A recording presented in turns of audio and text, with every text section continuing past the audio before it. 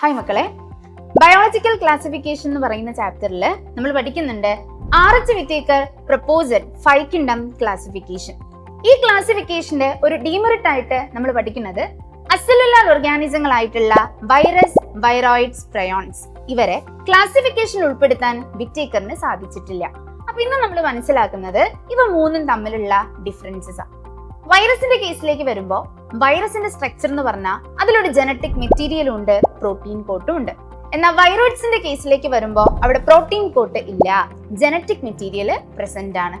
പ്രയോൺസിന്റെ കേസിലേക്ക് വരുന്ന സമയത്ത് ജനറ്റിക് മെറ്റീരിയൽ ആബ്സെന്റ് ആണ്.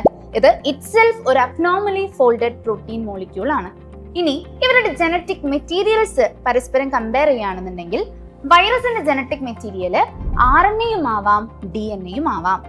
വൈറോയിഡ്സിന്റെ കേസിലേക്ക് വരുമ്പോൾ അവിടെയുള്ള ജനറ്റിക് മെറ്റീരിയൽ ഫ്രീ RNA ആണ്. പ്രത്യേകം ഓർത്തു വെക്കണം, ലോ മോളിക്യുലാർ വെയിറ്റ്. പ്രയോൺസിന്റെ കേസിലേക്ക് വരുമ്പോൾ അവർക്ക് ജനറ്റിക് മെറ്റീരിയൽ ആബ്സെന്റ് ആണ്. ഓക്കെ, ഇവരുടെ സൈസിലേക്ക് വരുന്ന സമയത്ത് വൈറസ് ബാക്ടീരിയകളെക്കാട്ടിലും ചെറുതാണ്, വൈറോയിഡ്സ് വൈറസിനെക്കാട്ടിലും ചെറുതാണ്. എന്നാൽ പ്രയോൺസ് വൈറസിന്റെ അതേ സൈസ് ആണ് കീപ്പ് ചെയ്യുന്നത്. ഇനി ഇവര് 3 പേരും പാത്തജൻസ് അല്ലേ? അപ്പൊ ഇവർ കോസ് ചെയ്യുന്ന ഡിസീസസ് പഠിക്കുകയാണെന്നുണ്ടെങ്കിലോ, വൈറസ് കോസ് ചെയ്യുന്ന ഡിസീസസ് ആണ് mumps, smallpox, herpes, influenza, AIDS. Okay, then വൈറോയിഡ്സിന്റെ കേസിലേക്ക് വരുമ്പോൾ potato spindle tuber disease. Prions neurological diseases ആണ് കോസ് ചെയ്യുക.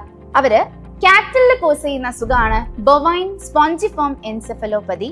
ആൻഡ് ഹ്യൂമൻസിൽ കോസ് ചെയ്യുന്ന അസുഖമാണ് CR ജേക്കബ് ഡിസീസ്. അപ്പൊ ഇതുപോലുള്ള കമ്പാരിസൺ വീഡിയോസുമായിട്ട് നമുക്ക് വീണ്ടും കാണാം. ബൈ.